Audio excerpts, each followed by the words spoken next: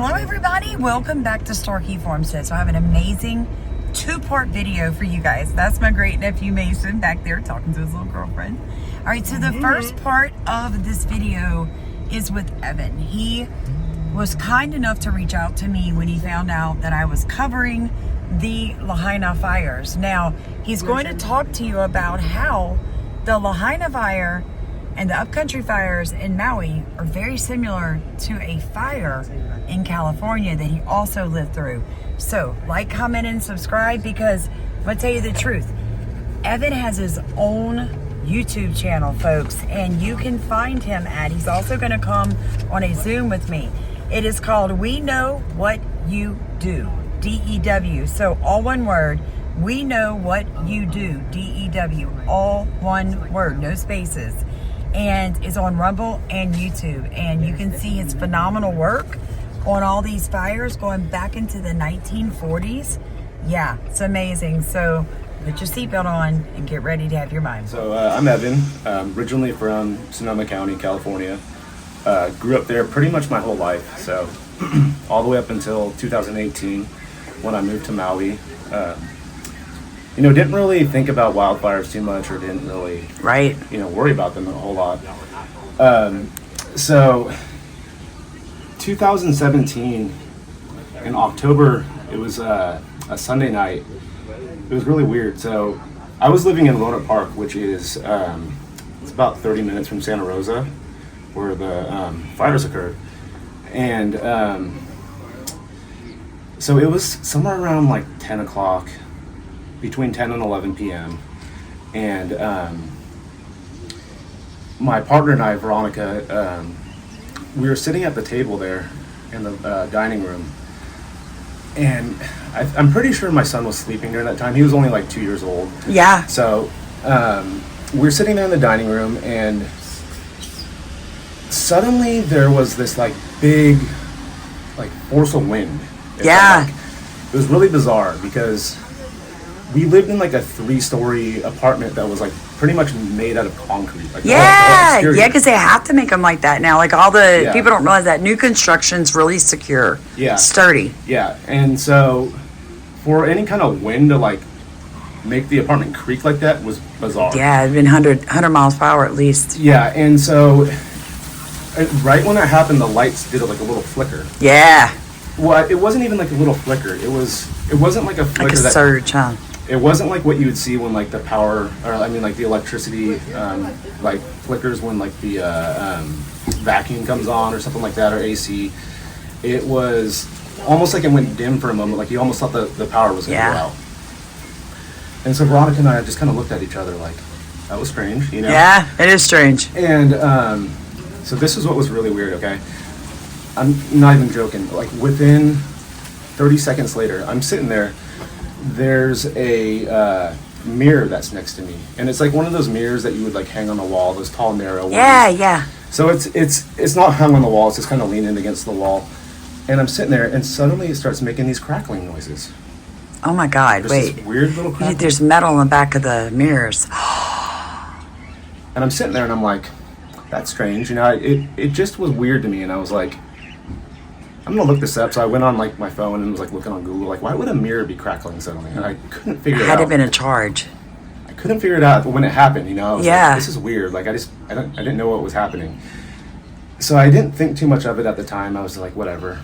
And I was going through like a lot of like insomnia issues during that point in time. So I know you've seen the most recent videos. We've been talking about how the when they're doing that pulsing like they're doing right now with Maui and the mainland, that disrupts your sleep, because it's a frequency that's abnormal. It's just too high. So it's, your whole body is responding. So they said that the insomnia, depression, and suicide is up like tremendous. It's never been this high in recorded history. And I'm like, well, you guys are like shooting things at us, you know? And so I didn't really sleep well that whole night, but I do remember like around midnight, I was getting up to do something, and I smell smoke, and we're on the 3rd story of the apartment complex, and the neighbor that's beneath us on the 1st floor, he would barbecue a lot, Yeah. And so when You just thought it was barbecuing. the smoke would come up and smell it. So I'm like, why is Paul barbecuing at midnight? And that's the first thing that's me. I'd been like, what's the neighbor doing? And so, okay, so like 4 a.m, I'm still awake. Veronica gets up and she's like, why are you awake? And I'm like, I can't sleep. And she gets on her phone and she's like, oh my God, like there's a big fire. Santa Rosa's on fire right now. And I go in there. Oh wow. Like, whoa, like what's going on here? Like I've never seen anything like that before. Oh, that's so creepy. And so it was crazy because all the footage from the aftermath came up right away. Like they just had it all there. Like it was one of the craziest fires in California history. The way it traveled and the damage that it did was so unbelievable, and like things we had never seen in that area before. And so that's kind of what opened my mind up to something was happening that wasn't normal. Wasn't right. And that's when I started hearing people talk about DEWs on like social media a little bit, and I started looking into it a little further. And so I actually got into some deep research on it. There was a guy by the name of Jamie Lee who had a YouTube page it went by The Plain Truth. Yeah. And he was really deep into like exposing all this stuff. Yeah, that they're doing. Is he still there? Unfortunately, he passed away a few months ago. Oh yeah, it probably was an accident. I'm being really serious. Like, I had someone call me that lives here. A beautiful indigenous lady called me early this morning and said, she told me the dream she had, and she said, we need to pray. We need to pray right now. And she said, I'm just going to cover you in the blood and send you on your way because you're safe. We're all watching. We're all here with you. She said, but I think you need to realize what you're pushing up against is a spirit. It's a very big spiritual thing. So we had big prayer on the way over here, like getting ready for this because I can feel it. It's like a heaviness only on certain parts of the island. Yeah. Absolutely. And so I was doing, a lot of research on the thing for a while until, around the time when in 2020 when all that was going on. It kind of, it was a big distraction for everyone. So for a moment there, I wasn't really paying attention to the fires. And there were still crazy things happening in California. Of course, I was living over here at the time. But that was when California was just on fire all the time. All Northern California. It's like it never wanted to stop. Yeah, it was really crazy. And during that point in time, what was interesting was they were blaming all those fires in 2020 on lightning strikes. Yep. Which I think what's interesting about that is all the fires previously from like 2017, 18, 19 were all blamed on PG&E. Yeah. So you can see how they were kind of just shifting it around. They are. They're kind of like global warming. It was what was it? Global warming, then it was climate change, it was ice caps are melting, and then, so they use the same concept, they just flip the name, and they redirect people because they're changing the language so quickly for confusion. Absolutely, and trying to normalize it as well. Yes, exactly right.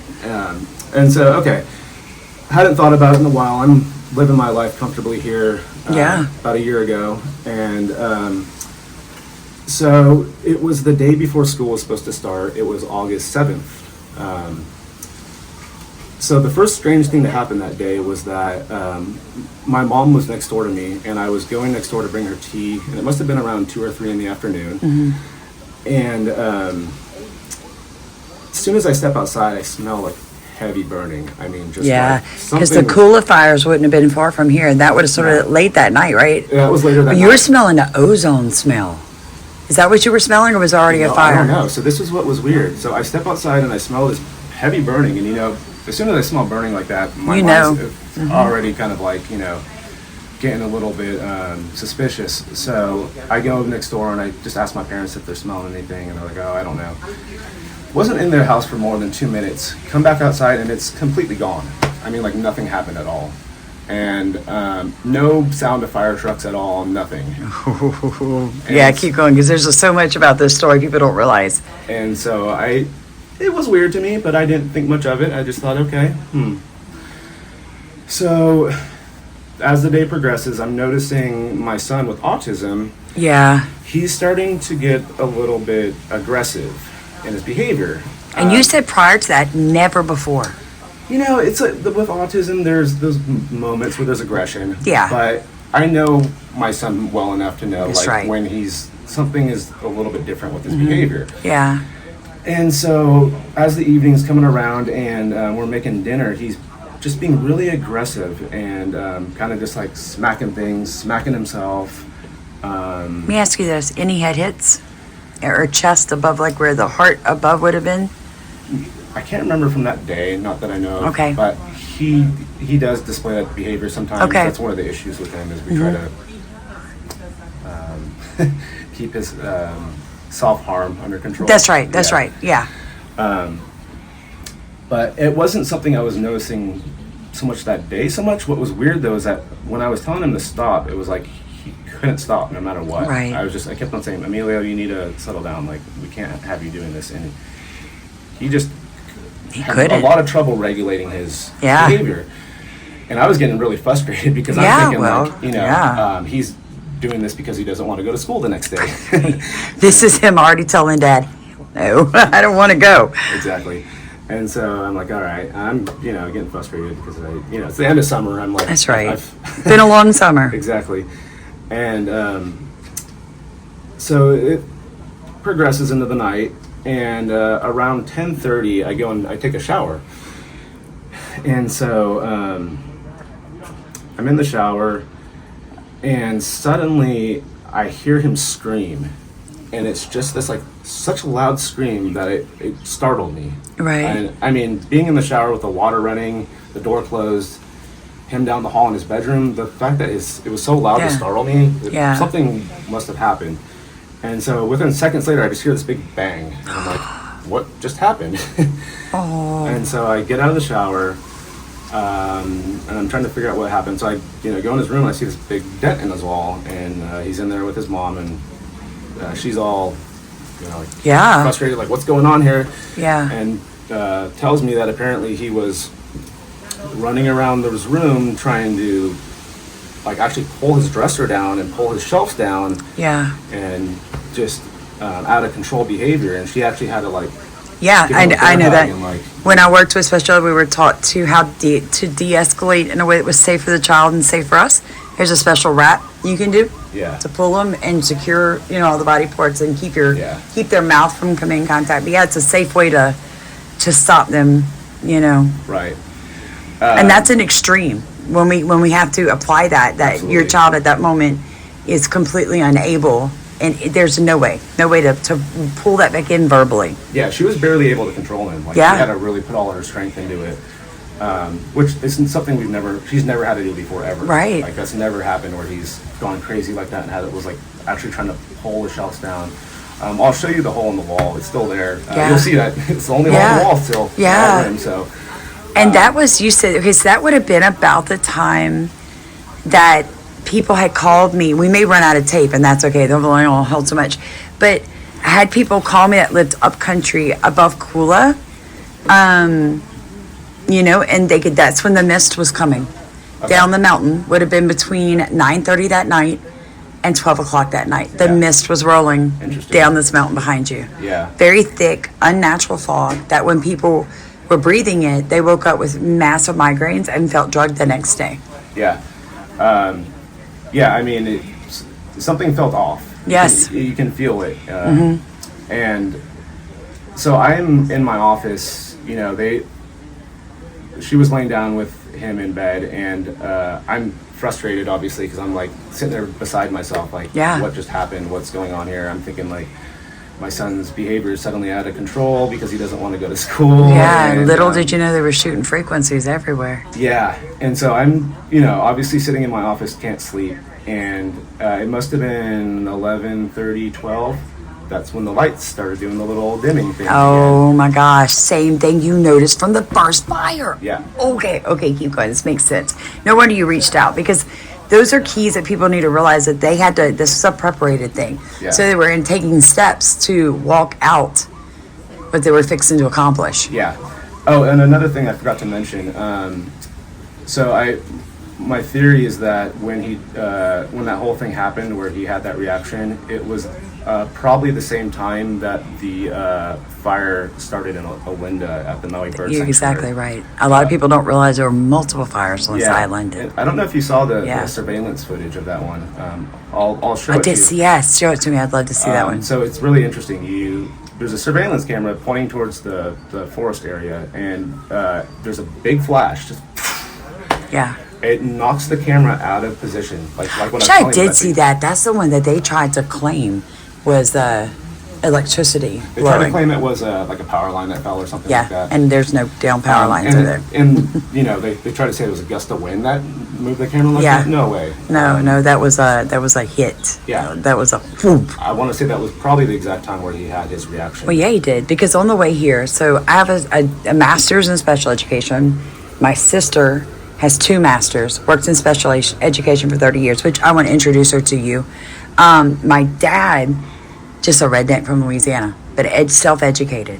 And on the way here, I was saying, Dad, I have to go meet this gentleman, his child is autistic. And he said, Sam, people forget that we are mammals, okay?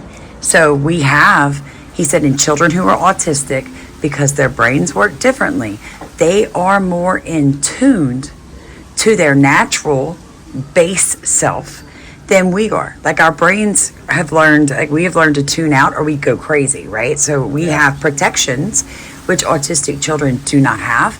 So therefore, any change in frequency, barometric pressure, storms coming in, certain smells, like their brain goes back to a deeper, more brutal self, a base self, and responds in which is where you get what you said, which is an extreme response. And you guys are like, what's going on? Which was, y'all knew some of those, right? Because like you said, we were irritated. Time you thought you were just irritated because of him, and you realized, and looking back, it was nobody's fault. Yeah. You were frustrated because you're feeling something, but you have an ability to tune out that he does not have. Yeah. So he was getting it 100%. My God, that must have been horrific for a child. Yeah, and I mean, there's also studies that have shown that children with autism, they've done tests and they found heavier levels of metal in their hair samples. And Yes, they do. And they're also, I found one recently, I was doing some research for this trip and looking at frequencies, and it is a provable, factual thing that frequencies with children who are autistic, they can not only hear frequencies you and I cannot, they respond even if they can't hear it. They have physiological responses through heart rate, blood pressure, REM sleep, eye pattern movement, brain activity. They put them into CAT scans and done all this. Provable. Yeah. It's provable. It wouldn't take people 10 seconds to prove what we're talking about. Yeah. Yeah, absolutely. And And this is his view, by the way. It's phenomenal. Look at this, guys. Phenomenal. So yeah, can we see the hole? Yeah. I don't want the camera to